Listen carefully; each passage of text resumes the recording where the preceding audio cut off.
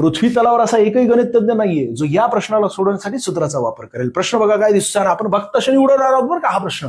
एका वस्तूला 29% नफ्याने विकली जाते. जर वस्तूची खरेदी किंमत आणि विक्री किंमत 30% वाढवली तर किती टक्के नफा होईल? जेवढा सुरुवातीला झाला होता तेवढाच नंतर होईल. एक्सप्लेन करणारे कशा प्रकारे? 29% याचं योग्य उत्तर आहे.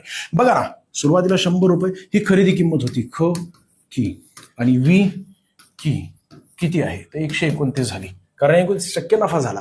नंतर मग पुढे काय केलेले? 30% यामध्ये वाढवले गेलेले आहेत, हे होतात 130. तू काय करतो सोन्या? या ठिकाणी सुद्धा 30% वाढ झालेली, तर बेरीज करतो दोघांची. अजिबात बेरीज करायची नसते, या संख्येवर 30%. बरं, ज्यांना कळालेले आहेत ते काय करतात? 129 वर 30% काढायचा प्रयत्न करत असतात. वेळ जाईल तुझा.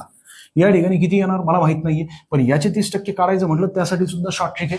लोड घेऊ नकोस, ते आपण पुढे बघणारच आहोत आगामी काळात. अजूनही फॉलो केलं नसेल तर फॉलो करून टाका. यासाठी बघा, या दोघांमधील फरक काढता तुम्ही, फरक, आणि मग नंतर इथे फरक लिहिणार, छेदस्थानी 130 करणार, कारण 130 वर किती वाढ झालेली, म्हणजेच काय झालं की किती टक्के नफा झालेला हे काढायचं तुला. 130 करणार गुणिले 100 करणार, आणि ही गणितीय क्रिया केली की तुला शेवटी कळणार की 29% नंतर सुद्धा नफा होतोय. सुरुवातीला सुद्धा 29% झाला, नंतर सुद्धा 29% झाला. इथे 30% नाही, 50%, 70%, 80% किती वाढ होऊ द्या, तेवढाच नफा होत असतो. व्हिडिओ आवडला असेल तर लाईक करा, जास्तीत जास्त विद्यार्थ्यांना शेअर करा. अजूनही फॉलो केलं नसेल तर फॉलो करून टाका.